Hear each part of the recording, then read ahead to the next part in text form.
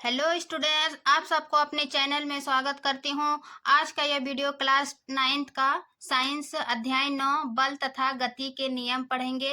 इसके पिछले वीडियो में हम अध्याय 8 गति पढ़े थे, उसका कंप्लीट थ्योरी और प्रश्न उत्तर देख चुके हैं। ठीक है, आज इस क्लास में हम क्लास 9th है ना, बल तथा गति, इसका हम कंप्लीट थ्योरी देखेंगे। उसके बाद जो अध्याय के बीच बीच का उदाहरण होगा उसको हम हल करेंगे, प्रश्न नॉमरिकल। उसके बाद जो भी इसका प्रश्न रहेगा थ्योरिकल वो करेंगे, है ना। उसके बाद फिर हम इसका अभ्यास प्रश्न उत्तर देखेंगे। ठीक है, तो आपको बता दूं कि एनसीईआरटी का जो है हम हर पॉइंट बुक से ही हर टॉपिक जो है पॉइंट टू पॉइंट नोट्स तैयार करके आपको बताते हैं, ताकि आप कम समय में है बेहतर तैयारी कर पाए और आपका वन शॉट में ही मतलब एक वीडियो में ही सारा जो है कंटेंट मिल जाएगा। ठीक है, उसके बाद जो भी प्रश्न उत्तर है इससे रिलेटेड वो उस प्रश्न उत्तर को देखेंगे, है ना। आपको मतलब कहीं और से देखने या फिर एनसीईआरटी बुक पढ़ने की भी आवश्यकता नहीं हो। यदि आपके पास टाइम है तो पढ़िए, या फिर नहीं भी पढ़िए तो हम हर टॉपिक जो है, जैसे ये टॉपिक दिया है, इस टॉपिक से सरल भाषा में हम अपने नोट से पढ़ाते हैं। ठीक है ना। और आशा करती हूँ कि इस टाइप का जो है वीडियो आप लोग को अच्छी लगती होगी। अच्छी लगती है तो आप लोग कमेंट करके बताइए कि और आपको क्या चाहिए। ठीक है, तो चलिए बिना देरी के शुरू करते हैं। एनसीईआरटी अध्याय 9 बल तथा गति के नियम। तो सबसे पहले हम जानेंगे, इससे पिछले जो गति के 3 समीकरण देखे उसको ग्राफी विधि से हल किए थे, है ना। आज हम बल का कंसेप्ट देखेंगे और गति के नियम, यानी कि जो न्यूटन ने गति के भी 3 नियम बताए हैं ना, उसी नियम को हम बताएंगे। तो सबसे पहले हम जानते हैं कि बल क्या है। ठीक है ना, हम दैनिक जीवन में जो देखते हैं कि बल किसी वस्तु को धक्का देते हैं या फिर खींचते हैं, जो कि उस वस्तु में परिवर्तन है ना दिखाई देता है, उसी को हम क्या कहेंगे, बल कहेंगे। ठीक है ना, जैसे कि आपके बुक में ये उदाहरण दी हुई है ना। धकेलने पर ट्रॉली लगाए गए बल की दिशा में गति करती है। फिर है दराज को खींचा जाता है। धकेलना, खींचना, है ना, ये क्या हो गया, एक प्रकार का बल लगाए, है ना। उस बल से क्या हुआ, उस वस्तु के जो है परिवर्तन हुआ, है ना। आप पीछे से अपने स्थान से आगे बढ़ा, ये क्या हुआ, अपने स्थान से खींचे तो आगे हुआ, है ना। फिर तीसरा उदाहरण कि हॉकी स्टिक से गेंद को आगे की ओर ठोकर लगाते हैं। इस प्रकार हम बल देखेंगे कि किसी वस्तु की गति की अवस्था में लाने के लिए उसको खींचना, ढकेलना या फिर ठोकर लगाना पड़ता है। ठीक है, तो एक सिस्टमेटिक ढंग से हम यहाँ देखेंगे कि बल यानी कि फोर्स क्या है। तो बल एक प्रकार का धक्का या खिंचाव है जिसमें किसी वस्तु की अवस्था में परिवर्तन करने की प्रवृत्ति है। यानी कि कोई विरामावस्था में है, उसको क्या करते हैं, एक धक्का देते हैं या फिर खींचते हैं, है ना। जिस कारण इस अवस्था में जो है वो परिवर्तन हो जाता है ना, चेंज हो जाता है, इसी को क्या कहेंगे, बल कहेंगे। या फिर बल वह बाह्य भौतिक कारण है जो किसी वस्तु पर लगकर उसके स्थान को बदल देता है। यानी कि कोई विराम अभी जो बताए कि इसका स्थान में जो है वो चेंजिंग हो जाएगा, बदल जाएगा, आगे से पीछे, पीछे से आगे, ऊपर से, इस प्रकार का, है ना। धक्का, खिंचाव या फिर बल लगाने से या वस्तु को गति में ला सकने की क्षमता होती है, उसी को क्या कहेंगे, बल कहेंगे। आप दोनों में से आपको जो अच्छा लगे वो डिफिनेशन लिख लीजिएगा। उसके बाद बल का जो एसआई मात्रक है वो न्यूटन या फिर किलोग्राम, है ना, प्रति मीटर स्क्वायर है। क्योंकि बल का जो कंसेप्ट ये न्यूटन ने दिया था, इसीलिए इसके सम्मान में न्यूटन, बल का एसआई मात्रक न्यूटन भी होगा और फिर किलोग्राम पर मीटर स्क्वायर होगा। ठीक है ना, क्योंकि बल जो है वो एक सदिश राशि है। बल एक सदिश राशि क्यों, क्योंकि इसमें परिमाण और दिशा दोनों होती है। यानी कि जब इसको धक्का देते हैं तो इसमें दिशा भी होती है, किस दिशा में गति हो रही है ना, और इसका परिमाण भी होता है। तो ये एक सदिश राशि। अब हम देखेंगे बल के प्रकार। वैसे तो आपके बुक में जो है बल की प्रबलता के आधार पर संतुलित और असंतुलित बल की ही चर्चा की हुई है, लेकिन हम आपको और बताएंगे कि कितने प्रकार के बल होते हैं। इससे क्या होगा कि आप इससे और एक्स्ट्रा भी मतलब हो जाएगा। आप चाहे एनसीईआरटी को ही क्लास 9th में है या फिर एक्स्ट्रा भी किसी भी एग्जाम की तैयारी कर रहे हैं तो उसके लिए भी ये काफी इम्पोर्टेंट हो जाएगा। ठीक है, तो संतुलित और असंतुलित बल की चर्चा तो हम करेंगे ही, इसके अलावा जो भी और बल होते हैं उसके बारे में भी हम थोड़ा सा जानकारी देंगे। ठीक है ना, जैसे कि बल के प्रकार, यानी कि बल कितने प्रकार है। तो सामान्यतः ये 6 प्रकार को देखते हैं। पहला क्या है, घर्षण बल यानी कि फ्रिक्शन फोर्स। दूसरा है अभिकेंद्री बल। तीसरा है चुंबकीय बल। चौथा है गुरुत्वाकर्षण बल। पांचवा है संतुलित बल और छठा है असंतुलित बल। ठीक है, तो बल की प्रबलता के आधार पर जो है बल 2 प्रकार के होते हैं। ठीक, जो कि आपके बुक में है। प्रबलता के आधार पर क्या है, पहला संतुलित बल और दूसरा असंतुलित बल। ठीक है ना, सबसे पहले हम जानेंगे संतुलित बल। संतुलित बल क्या है, यानी कि दोनों तरफ जो है इसमें समान बल, समान धक्का खिंचाव जो भी है वो लगाता है। जैसे कि कोई बॉक्स है ना, या फिर डब्बा है, इसको क्या करेंगे, इसको बल ए नाम देते हैं, इधर से जो खींच रहा है, और इधर बल बी नाम देते हैं। ये बल ए जो है उतने ही, यानी कि बल का ऐसे मात्रा क्या है, न्यूटन, 5 न्यूटन से ही अपनी ओर खींच रहा है, बल लगा रहा है, और इधर से भी जो है 5 न्यूटन बल लगा रहा है, यानी कि दोनों ओर से जो है बराबर बल लग रहा है। ठीक है ना, और बराबर लगने से क्या होगा, इसका नेट बल जो है वो 0 होगा, है ना। संतुलित क्या है, वही कि दोनों ओर बराबर बल लगता है। यदि बल ए बराबर बल बी हो तो यह वस्तु स्थिर ही बनी रहती है। यदि दोनों तरफ बराबर बल लगा रहा है तो ये वस्तु खिसकेगा, यानी आगे पीछे होगा नहीं, ये क्या हो जाएगा, वस्तु स्थिर ही रहती है। ठीक है ना, संतुलित बल में। अब जैसे कि इधर भी बल लग रहा है और इधर भी बल लग रहा है, तो ऊपर जो है वो प्रतिक्रिया बल लगती है, और नीचे जो है, चूंकि है ना पृथ्वी में क्या है, गुरुत्वाकर्षण बल, तो ऊपर प्रतिक्रिया बल और नीचे गुरुत्वाकर्षण के कारण जो है ये वस्तु स्थिर रहती है ना, क्योंकि दोनों ओर क्या लग रहा है, संतुलित बल लग रहा है, समान बल लग रहा है। ठीक, तो इस स्थिति में वस्तु जो है वो स्थिर रहती है और उसका नेट बल जो है वो 0 होती है। संतुलित बल में इतना याद रखिएगा। उसके बाद फिर हम डिफिनेशन देखेंगे कि यदि किसी वस्तु पर समान बल विपरीत दिशा में लग रहे हो तो उन्हें संतुलित बल कहते हैं। यानी कि विपरीत दिशा क्या हुआ, ए इधर लगा रहा है और बी इधर लग रहा है, एक दूसरे से क्या है, विपरीत बल लगा रहे हैं, दोनों समान। ठीक है, तो ऊपर दिए उदाहरणों में संतुलित बल के कारण वस्तु जो है विरामावस्था में है।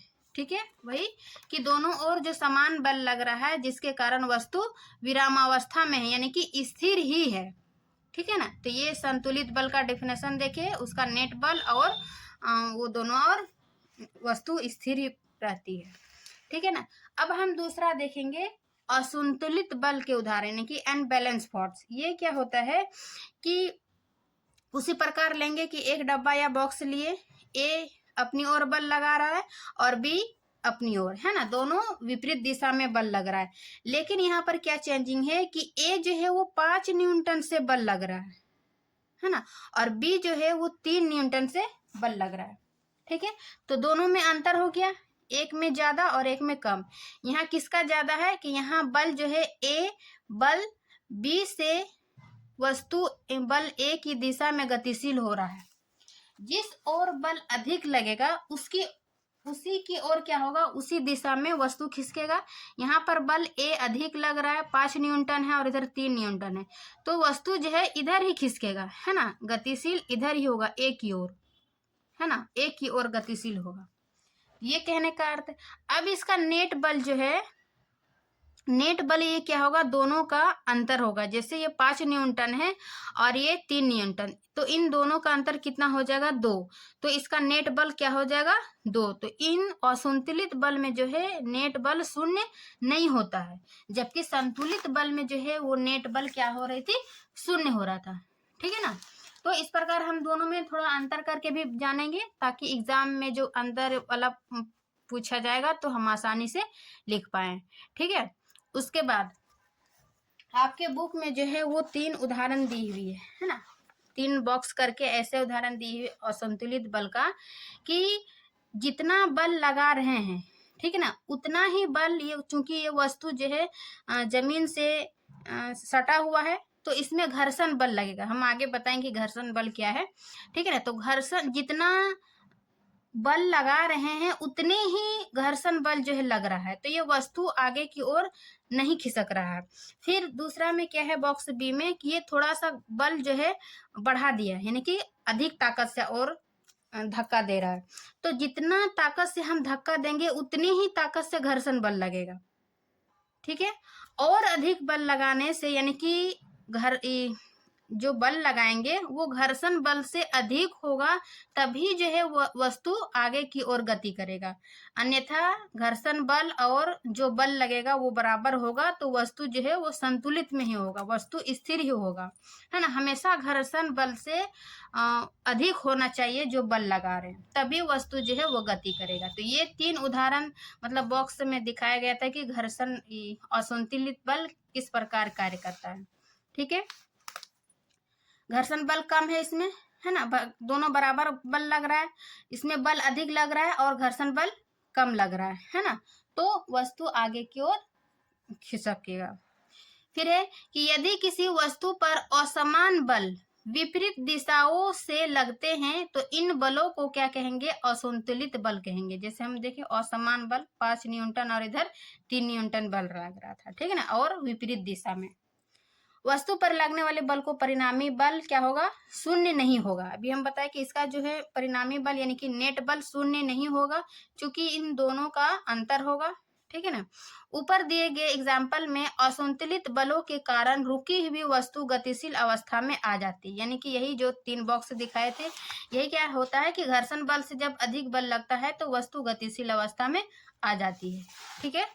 तो संतुलित और असंतुलित बल को हम समझ लिए। अब असंतुलित बल के कारण जो है क्या होता है कि किसी वस्तु का वेग में परिवर्तन, दिशा में परिवर्तन या फिर त्वरित करने के लिए असंतुलित बल की आवश्यकता होती है ना। यानी कि जब किसी वस्तु को दिशा में परिवर्तन करेंगे, अभी जैसे ये अधिक बल लगाए तो ये दिशा में परिवर्तन हुआ, है ना, वेग में परिवर्तन हुआ, त्वरित हुआ, तो इसके लिए क्या है, असंतुलित बल की आवश्यकता होती है, ठीक है ना। अब क्या है कि किसी वस्तु को एक समान चाल से गतिशील बनाए रखने के लिए बाह्य असंतुलित बल की आवश्यकता नहीं होती है। कहने का है कि कभी भी किसी वस्तु को एक समान गतिशील बनाए रखने के लिए जो है बाह्य असंतुलित बल की आवश्यकता नहीं होती है। इसका हम एक उदाहरण साइकिल चलाना, यानी कि जब हम साइकिल चलाते हैं, पैडल मारते हैं, तो वो क्या होता है, एक समान चाल से गतिशील होता है। लेकिन जब हम पैडल मारना छोड़ देते हैं तो वो क्या होता है, धीरे धीरे वो गति कम कर देती है। तो फिर हम क्या करते हैं, हमको लगता है कि नहीं, हमें असंतुलित बल लगाते हैं, तो वो फिर वो साइकिल जो है आगे बढ़ता है ना। लेकिन ये गलत है, ये इसको बाह्य असंतुलित की आवश्यकता नहीं होती है, क्योंकि जहां पर गुरुत्वाकर्षण नहीं होता है या फिर जहां पर घर्षण बल नहीं, है ना, जीरो होता है, वहां पर जो है वो एक बार गति करने के बाद जो है वो एक समान गति से ही गति करते रहता है, उसको बाह्य असंतुलित बल की आवश्यकता नहीं होती है। तो इस प्रकार इसका हो जाएगा कि एक समान चाल से गतिशील बनाए के रखने के लिए असंतुलित बल की आवश्यकता नहीं होती है, ठीक है। अब इसका जो है एक गैलीलियो है ना, आपके बुक में दिया हुआ है, ये गैलीलियो गैलीली है ना, ये भौतिक विज्ञान थे। ये इसका जन्म है, थोड़ा सा जान लीजिए क्योंकि आपके बुक में दिया हुआ है। जन्म कहाँ हुआ था, 15 फरवरी 1564 इटली में पीसी शहर में हुआ था। ये जो है बचपन में ही गणित तथा प्राकृतिक दर्शन में रुचि रखता था, लेकिन इसके पिता जो है वो चिकित्सक बनाना चाहते थे, ठीक है ना। इन्होंने एक 1586 में अपनी एक पुस्तक लिखा था जिसका नाम है द लिटिल बैलेंस, ठीक है ना, लिखा। उसके बाद 1589 में उन्होंने अपनी निबंध श्रेणी डी मॉट में नत समतल के प्रयोग से किसी गिरती हुई वस्तु के गिरने की दर कम करने संबंधी अपने सिद्धांत को प्रस्तुत किया है, ठीक है ना। तो इस प्रकार ये गैलीली ने एक सिद्धांत बताया है इसमें, ये देखिए, गैलीलियो द्वारा किसी कांच की गोली की गति का एक आनत तल पर अध्ययन, यानी कि एक कांच की गोली का इसमें अध्ययन किया, एक आनत तल में एक इस प्रकार का फिसल पट्टी में, है ना। ये क्या किया कि 2 फिसल पट्टी लिया, ठीक है ना, उसमें से एक कांच की गोली को क्या किया, ऊपर से, है ना, ऊपर से मतलब गिराया। तो ऊपर से जब गिराया तो यहाँ पर देखा कि नीचे में जो है वेग इसका बढ़ जाता है, जबकि फिर यही कांच की गोली जो है वो नीचे से उतनी ही ऊंचाई पर जाएगा जितनी ऊंचाई से जो है उस कांच की गोली को छोड़ा गया था, है ना। ये गैलीलियो का अध्ययन था, ठीक है ना, कि उतने ही ऊंचाई पर जाके पहुंचेगा और इसका वेग जो है यहाँ पर सबसे अधिक और धीरे धीरे उतनी ही ऊंचाई पर इसका वेग जो है वो कम हो जाएगा, है ना। तो ये जो गोली ऊपर से नीचे आया तो ये असंतुलित गुरुत्वीय बल के कारण जो है वो नीचे गिरती है कांच की गोली, ठीक है ना, और धीरे धीरे इसका उतनी ही ऊंचाई पर जाती है और इसका वेग जो है कम होते जाती है, ठीक है ना। ये इसका अध्ययन था। लेकिन उन्होंने देखा कि जैसे ही ऊपर से नीचे गिराते हैं तो उतनी ही दूरी पर कांच की गोली, है ना, उसका वेग कम हो जाता है। और जैसे जिसके इसका कोण कम करते जाते हैं तो जैसे कोण कम करते हैं तो इसका जो है दूरी बढ़ जाती है ना। कोण कम करने से दूरी बढ़ जाती है लेकिन ऊंचाई जो है उतनी ही ऊंचाई पर वो कांच की गोली रुकती है ना, वेग कम हो जाती है। यानी कि दूरी जैसे जैसे बढ़ाते हैं लेकिन फिर भी ये ऊंचाई उतना ही ऊंची पर जाती है। ऐसे करते करते दूरी बढ़ाते बढ़ाते जो है ये एक प्लेन यानी कि जब इससे सटा देते हैं, है ना, इस लाइन से, तो ये क्या करता है अपनी ऊंचाई को, है ना, मतलब ऊंचाई प्राप्त करने के लिए हमेशा जो है लगातार गति करते रहता और ये अनंत तक गति करते रहता है जब तक कि मतलब अपने ऊंचाई को प्राप्त करने के लिए। यही इसका गैलीलियो का मतलब अध्ययन था कि घर्षण बल जीरो नहीं करेंगे लेकिन जिसको कम करके इस कांच की गोली को अध्ययन किया कि कैसे ऊपर से नीचे गोली असंतुलित गुरुत्वीय बल के कारण नीचे आता है और इसका वेग बढ़ जाता है, फिर वेग धीरे धीरे उतनी ही ऊंचाई पर जाके उसका वेग जो है वो कम हो जाता है। और जब इसकी दूरी बढ़ाते हैं यानी कि कोण कम करते हैं तो ये उतनी ही ऊंचाई पर पहुंचने का प्रयास करता है जब तक कि ये अपने ऊंचाई पर नहीं पहुंचता है। ये हमेशा गतिशील करते रहता है, ठीक है ना, लगातार गतिशील यानी अनंत तक होते रहता है। ये इसका अध्ययन था, ठीक है। तो संतुलित असंतुलित और गैलीलियो का अध्ययन हम देख लिए।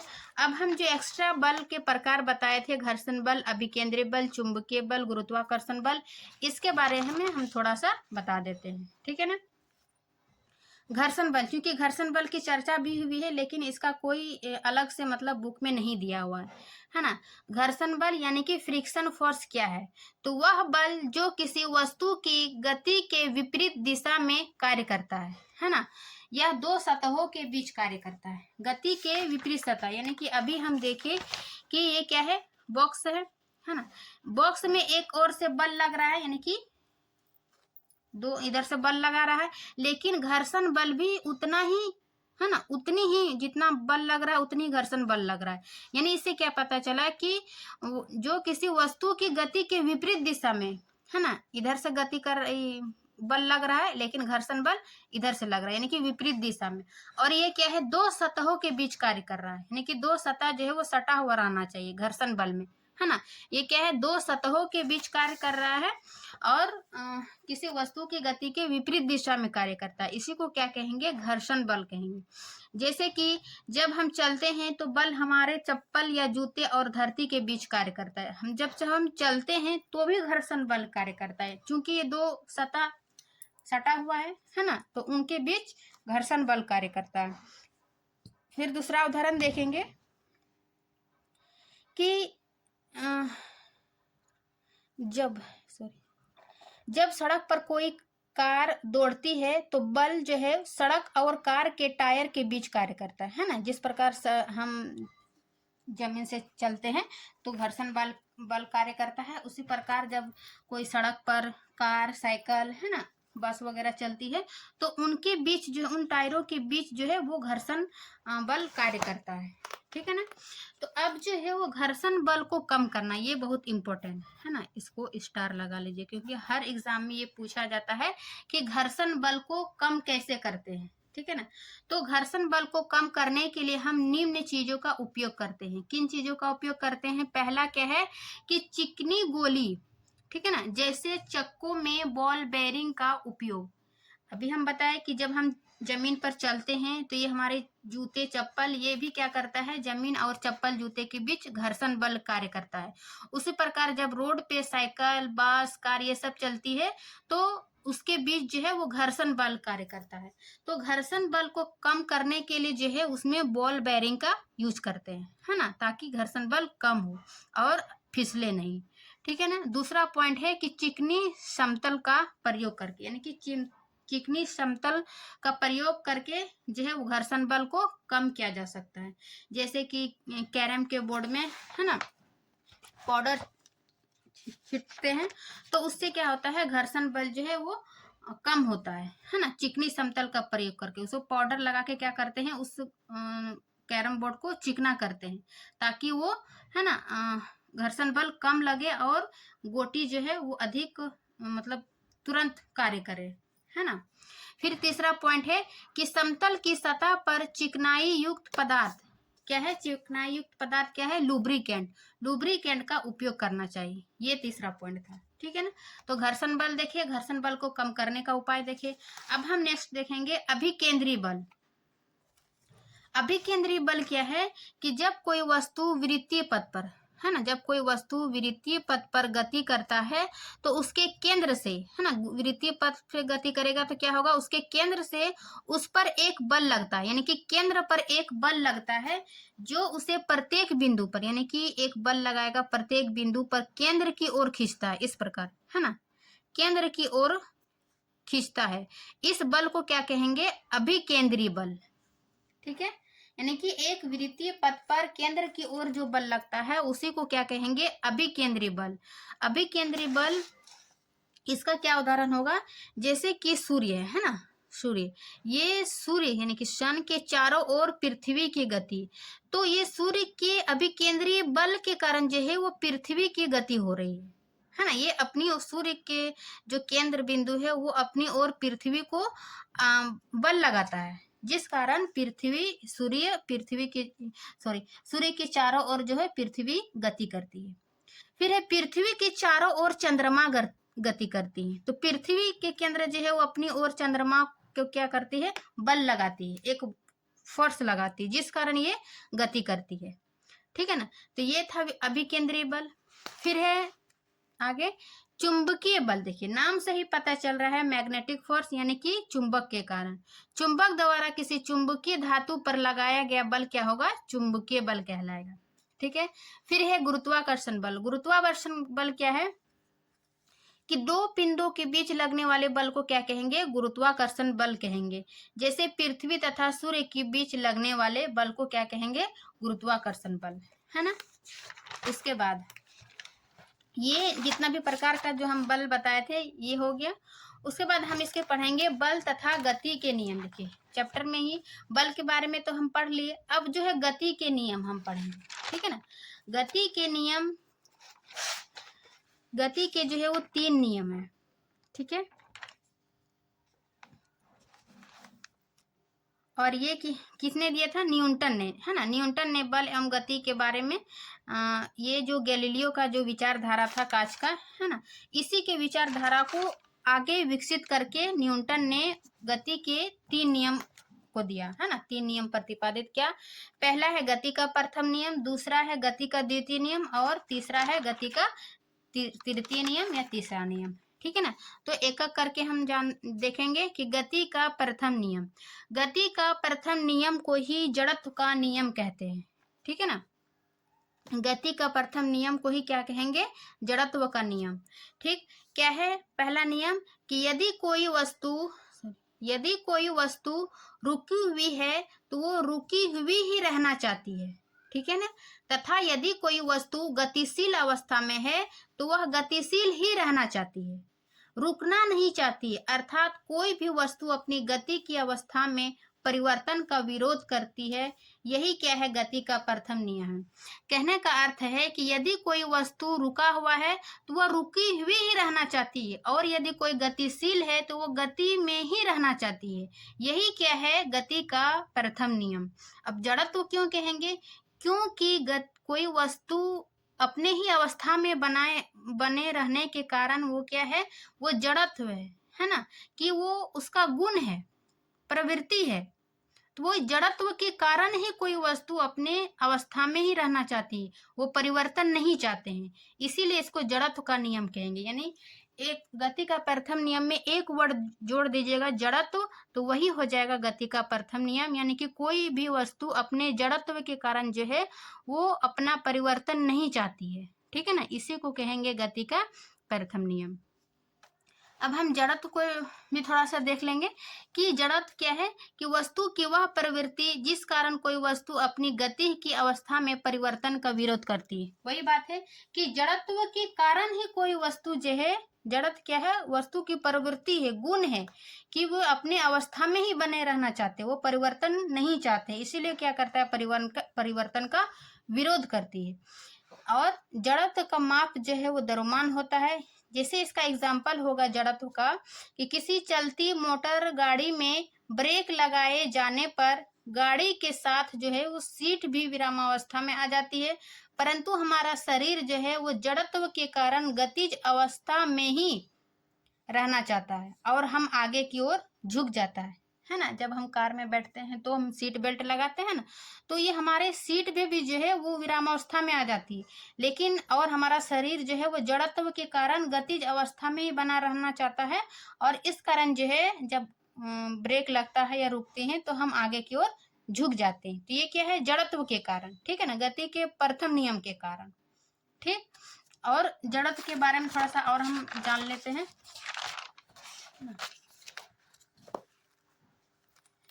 सॉरी, एक मिनट वेट।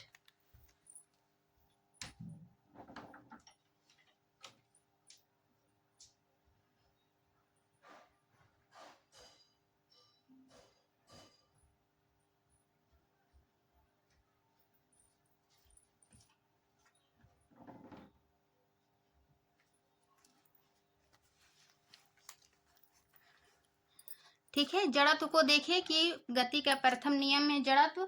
अब जड़त्व जो है वो प्रत्येक वस्तु का गुण या प्रवृत्ति है ना, जिस कारण वो अपने अवस्था में ही बनाए रहना चाहती है, वो परिवर्तन नहीं चाहती है। ठीक है, दूसरा क्या इसका लक्षण है, यानी कि गुण है कि जड़त्व को वस्तु के द्रव्यमान से मापा जाता है। यानी कि वस्तु के द्रव्यमान से जो जिसको मापते हैं जड़त्व, उसी से मापते हैं, ठीक है ना। यानी कि द्रव्यमान का किससे मापते हैं, किलोग्राम से, तो वही है उसका मात्रक। फिर है भारी वस्तु का जड़त्व हल्के वस्तु के जड़त्व से अधिक होता है। कहने का अर्थ है कि यदि हम एक रबड़ बॉल लेते हैं, ठीक है ना, और एक लोहे का बॉल लेते हैं, ठीक, तो दोनों में किसका जड़त्व अधिक होगा, तो जिसका द्रव्यमान अधिक होगा, जो भारी अधिक होगा, उसी का जड़त्व जो है वो अधिक होगा। जैसे लोहे का बॉल और रबड़ का बॉल, तो लोहे का बॉल जो है वो भारी होगा, तो इसका जड़त्व जो है वो अधिक होगा। ये है जड़त्व का कॉन्सेप्ट, ठीक है ना। अब जड़त्व के प्रकार जो है वो 3 प्रकार के हैं। क्या, विराम जड़त्व, गति जड़त्व और दिशा जड़त्व। इन्हीं तीनों जड़त्व से जो है प्रश्न पूछा जाएगा, उसका एक्सप्लेन करने पूछा जाएगा कि, है ना।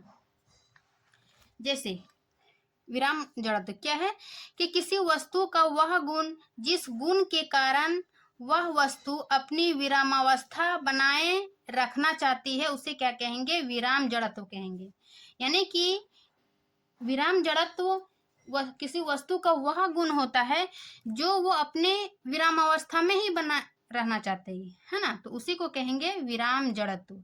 जैसे जब स्थिर, क्या है इसका उदाहरण, कि जब स्थिर बस अचानक चल पड़ती है तो बस में बैठे यात्री पीछे की ओर झुक जाती है।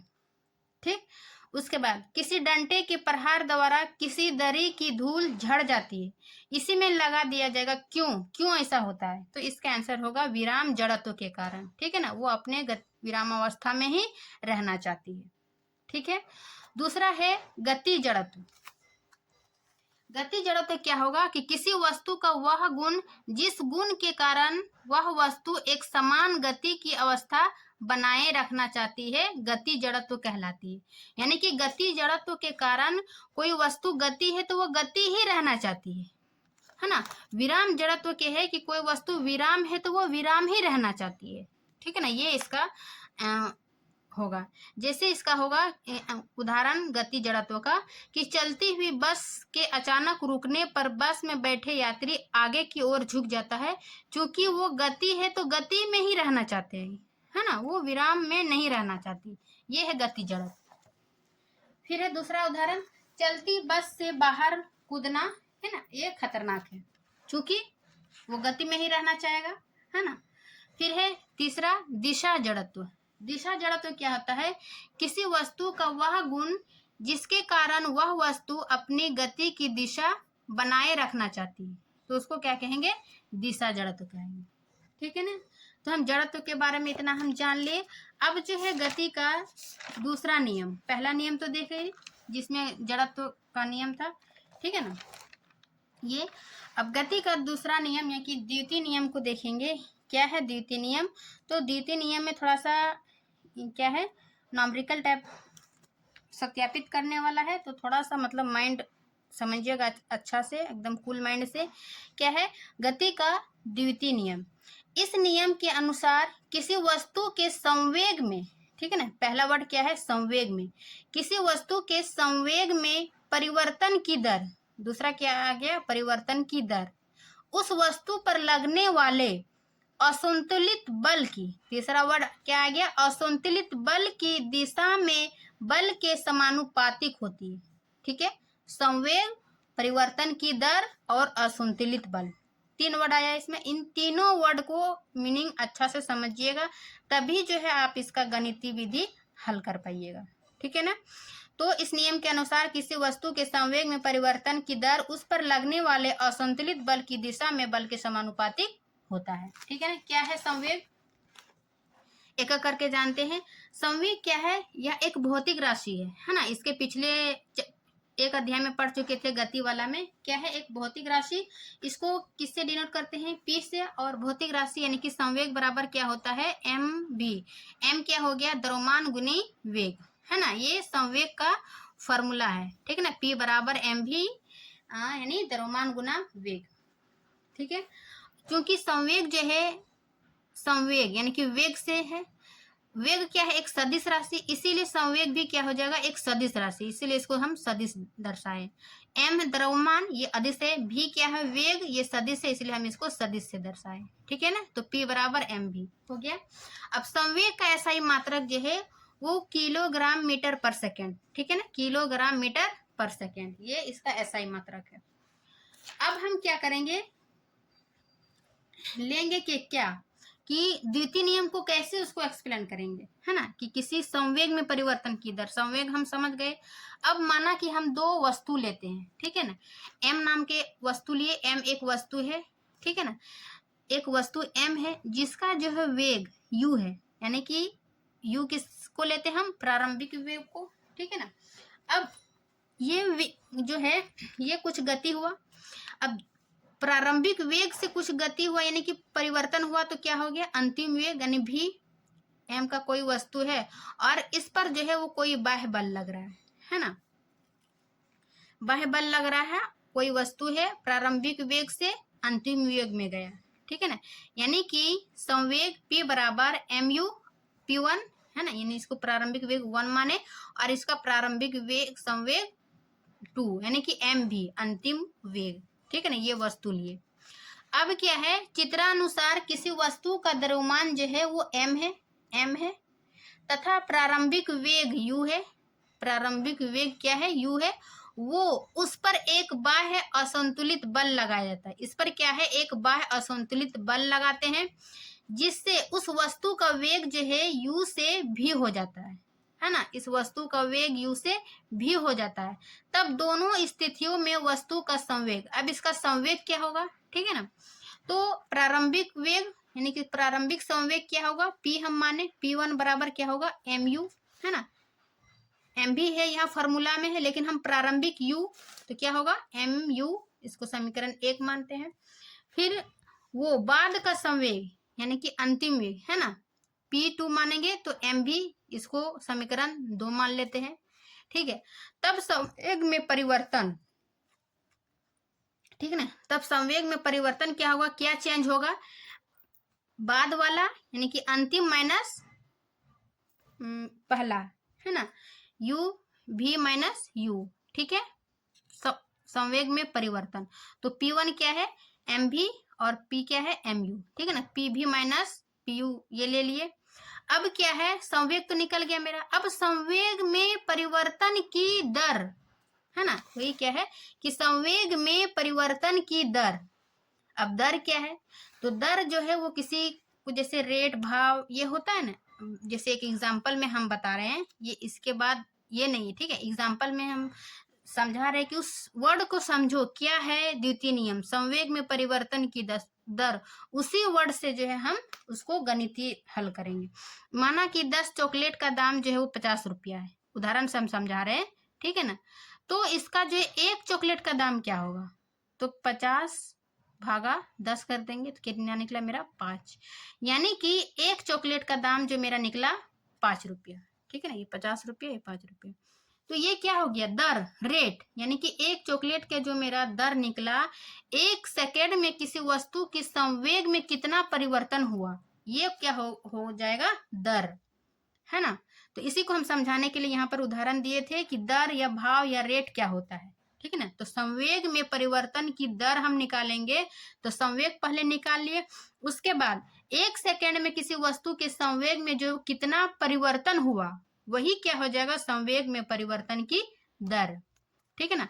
अतः संवेग में परिवर्तन की दर क्या हो जाएगा, ये P2 माइनस P1 और बट्टे समय कर देंगे T, है ना। P2 क्या निकला था मेरा, mv माइनस mu बटे T, ये क्या निकला, संवेग में परिवर्तन की दर।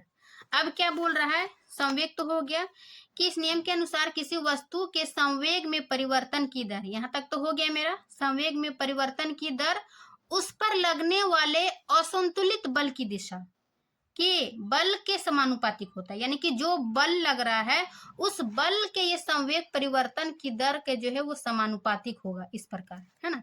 ये बल है, बल लग रहा है, इसके जो है ये समानुपाती होगा संवेग में परिवर्तन की दर को। इसी को हम आगे देखते हैं, यहाँ तक उम्मीद करती हूँ कि समझ गए होंगे, ठीक है ना। अब क्या है, यही ना बोल रहा है कि F जो असंतुलित बल लग रहा है उसके समानुपाती होता है किसके, संवेग में परिवर्तन की दर, ठीक है ना। तो हम संवेग में परिवर्तन की दर इतना मान निकाले थे कि mv minus mu by T, ठीक है ना। F तो F समानुपाती, इसको जब हम m है इसको बाहर कर देते हैं और v minus u by T कर देते हैं, तो v minus u by T पिछले लेक्चर में यानी कि गति का चैप्टर में हम ये त्वरण a बराबर v minus u by T, यानी कि ये त्वरण का फॉर्मूला है ना। त्वरण बराबर इतना होता है v minus u by T, तो यहाँ पर हम a बैठा देते हैं ma, है ना। अब समानुपाती हटाने के लिए हम इसका k स्थिरांक देते हैं, तो k का मान जो है 1, तो k का मान 1, तो यानी क्या हो जाएगा, F बराबर m है।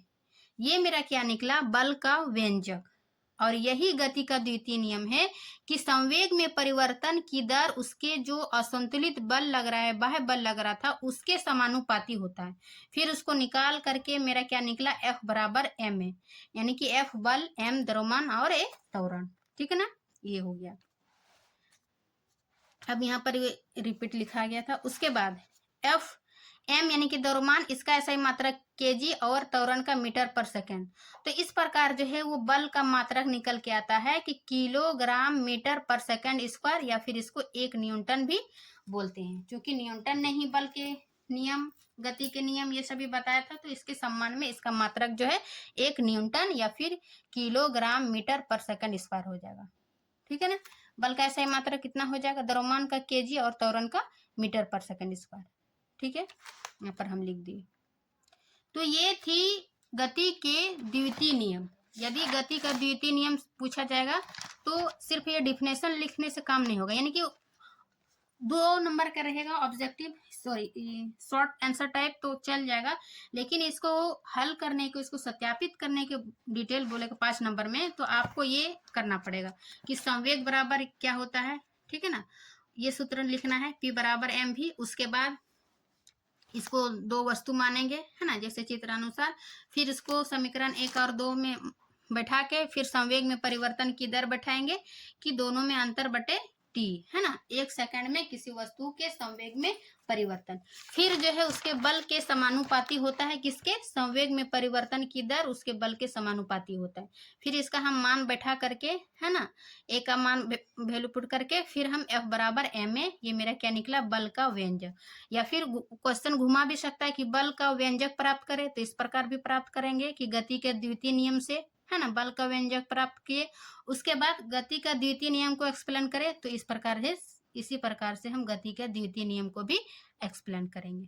ठीक है, आशा करती हूँ कि ये गति का द्वितीय नियम भी समझ गए होंगे। अब हम गति का तीसरा नियम देखेंगे। ठीक है,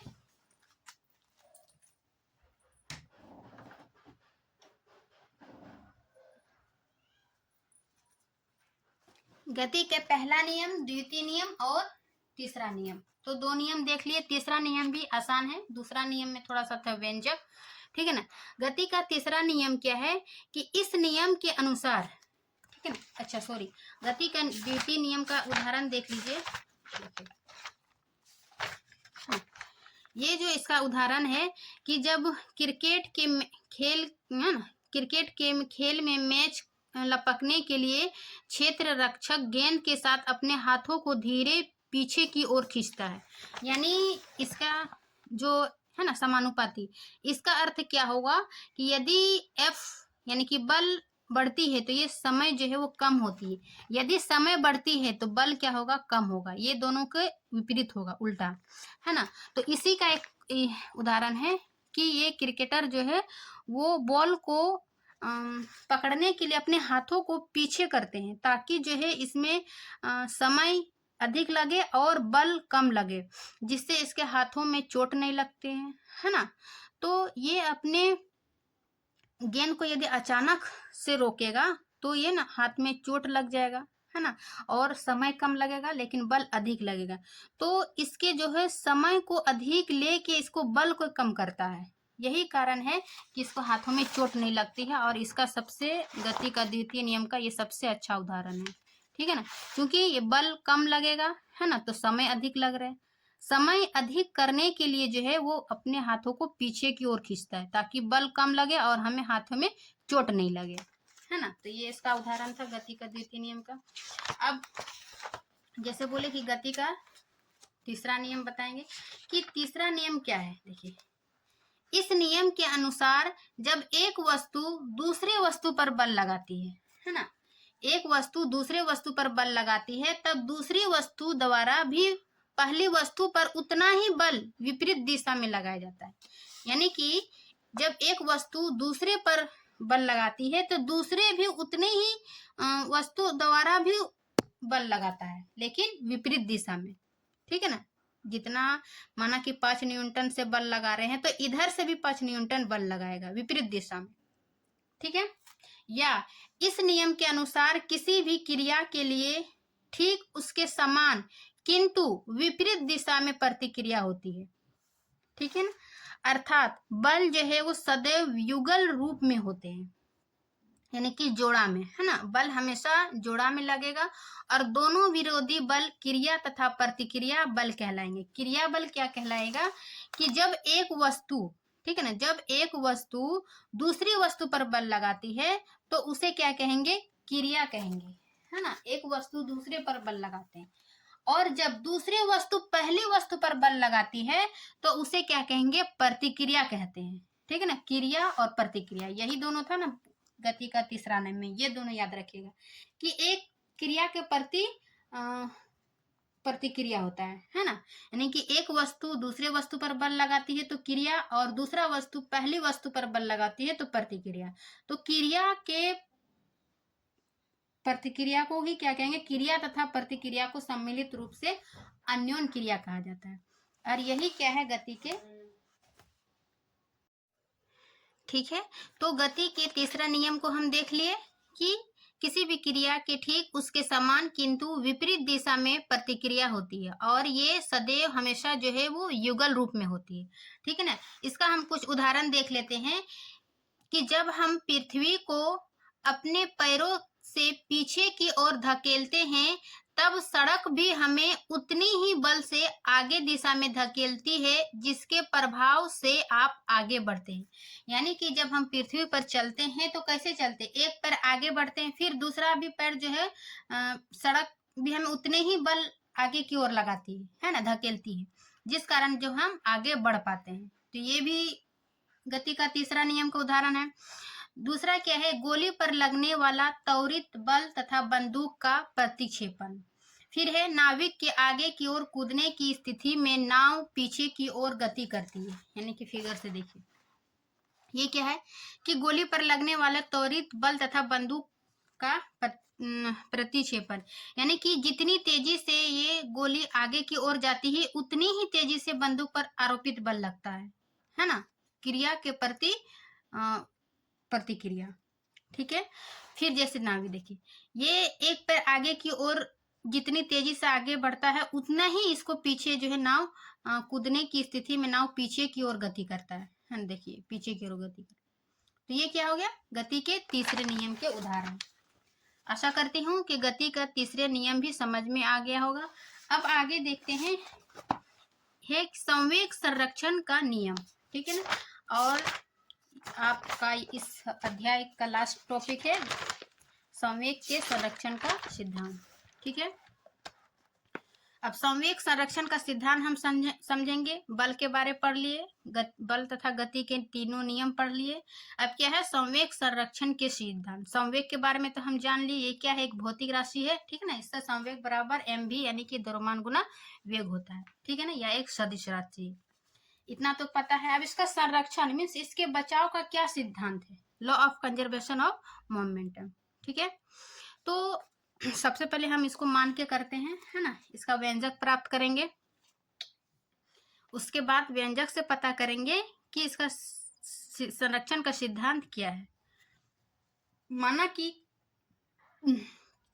ए तथा बी जिसका द्रव्यमान एम ए और एम है ना, कोई वस्तु लिए।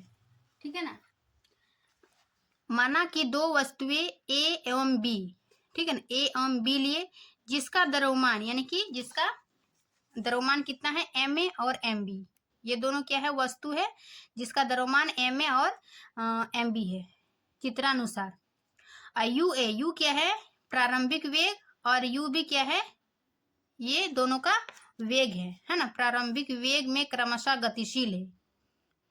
ठीक, दो वस्तुएं लिए ए बी, इसका द्रव्यमान एम ए एम बी है और ये प्रारंभिक वेग यू ए और यू बी है।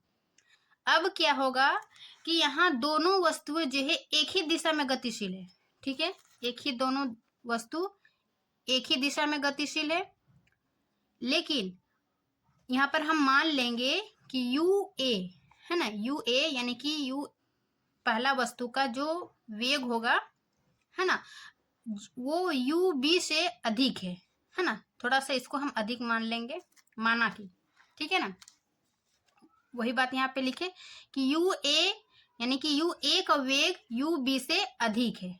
ठीक है, अब माना कि दोनों वस्तुएं ए वो बी, ए और बी ये क्या होगा, दोनों टक्कर होगा, क्योंकि एक ही दिशा में गति कर रहा है ना, और ये इसका वेग बी से अधिक है, तो क्या होगा, एक ही दिशा में गति कर रहा है और एक ऐसा समय आएगा यानी कि एक समय में ये दोनों टक्कर होगा। ठीक है ना, अब ए ओ बी के टक्कर के बाद, टक्कर हुआ उसके बाद क्रमशः भी ए वो भी बी वेग से गति करने लगती है। यानी कि कोई वस्तु, माना कि दो वस्तु है, ठीक है ना, वही कि ये दोनों गति किया, ठीक है, दोनों टक्कर हुआ, तो टक्कर होने के बाद जो इसका वेग था उसका वेग में परिवर्तन होगा क्या, नहीं, बढ़ना घटना जो भी हो परिवर्तन हुआ टक्कर होने के बाद। तो परिवर्तन क्या होगा, पहले यू प्रारंभिक वेग था, अब टक्कर होने के बाद क्या हुआ, भी यानी कि अंतिम वेग है ना, चेंज हो गया, पहला वेग और दूसरा वेग, पहला वेग यू और अंतिम भी, है ना। तो इस प्रकार टक्कर के समय और टक्कर के बाद ये दोनों क्या हो गया, भी दोनों का अलग अलग हो गया, भी ए और भी बी। इतना तक समझ गए। उसके बाद टक्कर के बाद क्रमशः भी ए वो भी बी वेग से गति करने लगती है, तब वस्तु ए का प्रारंभ में संवेग है ना, जो प्रारंभ में वस्तु ए का संवेग था ये क्या था, एम ए और क्या है यू ए, है ना, एम ए और यू ए, ये हो गया। उसके बाद टक्कर होने के बाद ये क्या है, प्रारंभ में वेग वस्तु ए का वेग और प्रारंभ में वस्तु बी का संवेग, तो एम बी और यू बी ये ले लिया प्रारंभ में पहला। उसके बाद यदि टक्कर सी समय में, यदि जब टक्कर हुआ होगा उस समय तो कुछ समय लगा होगा ना, है ना, टी समय, तो टी समय के लिए होती है तो वस्तु ए के संवेग में परिवर्तन की दर, अभी हम पीछे समझाए कि दर क्या है, जो भी कुछ समय लगा हुआ होगा 1 सेकंड में जो भी संवेग में परिवर्तन की दर को क्या कहेंगे, ये परिवर्तन को ही क्या कहेंगे, दर कहेंगे, ठीक है ना। तो जो जब टक्कर हुआ तो कुछ समय लगा हुआ होगा उसी को क्या कहेंगे, संवेग परिवर्तन की दर। अब यहाँ पर ए में संवेग परिवर्तन की दर, यहाँ फॉर्मूला अलग हो जाएगा जो कि हम यहाँ पे निकाले थे, देखिए यहाँ पे निकाले संवेग में परिवर्तन की दर, ये एम भी यानी कि पी बराबर पहला और एम यू, एम भी minus M U by T, तो वहीं पर यहाँ पर भी बैठाएंगे, है ना, एम ए यानी कि इसका संवेग कितना है, एम ए भी ए माइनस एम ए और यू ए, है ना, बट्टे टी समय लगा होगा। अब इसको ए एम को बाहर करते हैं, उसके बाद भी ए यू टी, ठीक, ये हो गया समीकरण, इसको एक मानेंगे। वो इसी प्रकार वस्तु बी ए के लिए था, वस्तु ए के लिए संवेग में परिवर्तन की दर। अब वस्तु बी के लिए संवेग में परिवर्तन की दर क्या होगा, एम बी, क्योंकि बी ले रहे हैं, फिर भी B minus M B U B बटे टी, फिर एम को बाहर कर लिए एम बी, और क्या करेंगे यहाँ पे एम ए भी होगा, है ना, एम बी भी B minus U B by T, इसको समीकरण 2 मान लेते हैं। अच्छे से समझिए, ठीक है ना, एक एक वर्ड को हम अच्छा से समझा रहे हैं, ये फिगर के थ्रू क्या है ना।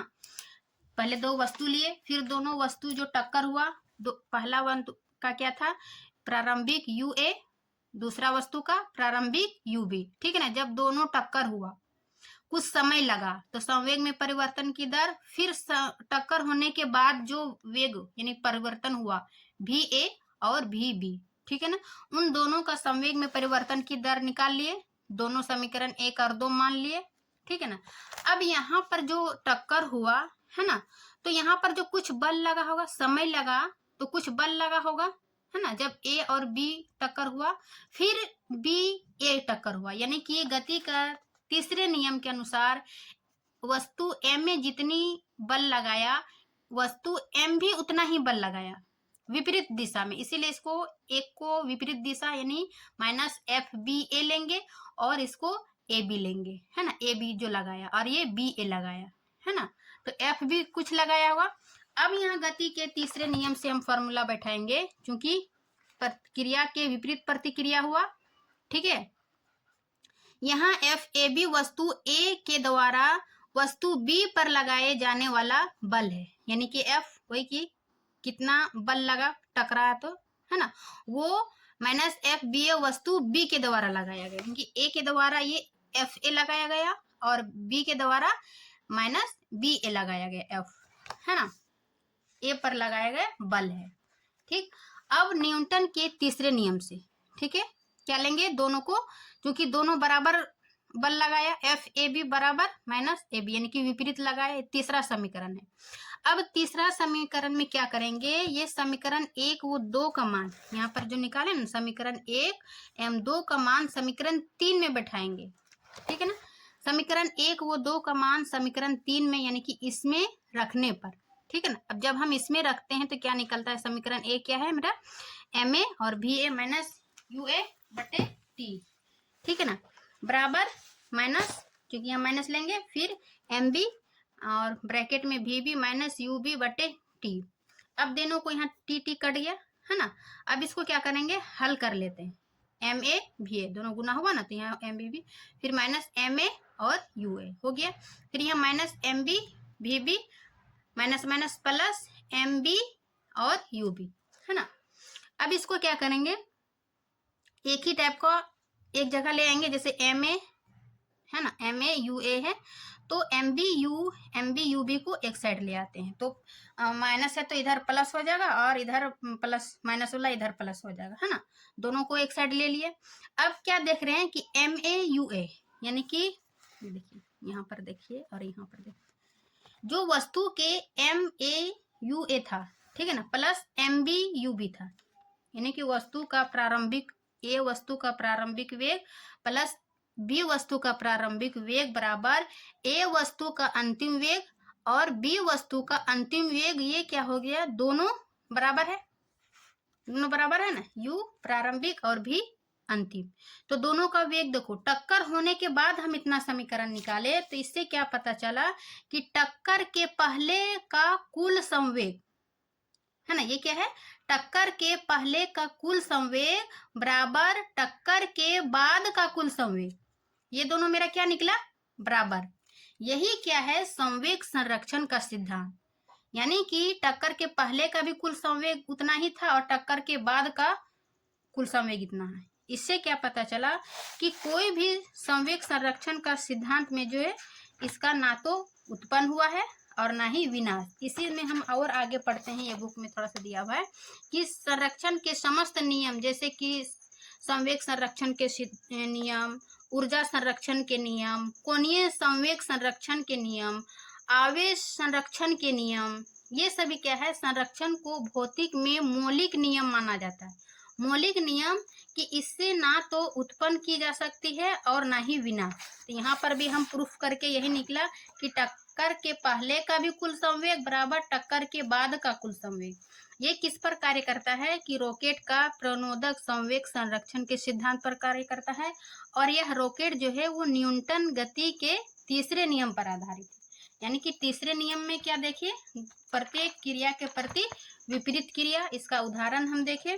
और इसी तीसरे नियम से ही हम निकाले संवेग संरक्षण के सिद्धांत के लिए ये व्यंजक, ठीक है ना। इससे जब हम लास्ट में देखें कि दोनों का कुल संवेग जो है वो बराबर आया, ठीक है। इसी के साथ जो है इस अध्याय का थ्योरी समाप्त होती है ना। संरक्षण था, देखिए बिल्कुल एकदम हम नोट सही पॉइंट टू पॉइंट, है ना। आप आशा करती हूँ कि ये जो है इस चैप्टर यानी कि बल तथा गति के नियम कंप्लीट समझ में आ गया होगा। इसके नेक्स्ट वीडियो में जो है हम इसका जो है ना बीच बीच में जो उदाहरण जो है ना, जितना अभी हम पढ़े द्वितीय या तीसरे नियम से जो व्यंजक प्राप्त किए, इसी को हम अप्लाई करके उदाहरण में देखेंगे। तब जो है वो अच्छे से मतलब कॉन्सेप्ट समझ में आ गया अभी, और जब हम उदाहरण बनाएंगे तो उसको समझने में आसानी होगा, ठीक है। तो इसी के साथ ये वीडियो समाप्त करती हूँ। आशा करती हूँ कि ये वीडियो अच्छी लगी होगी। अच्छी लगी तो लाइक एंड सब्सक्राइब जरूर करिए। मिलते हैं इसके नेक्स्ट पार्ट में, तब तक के लिए थैंक यू।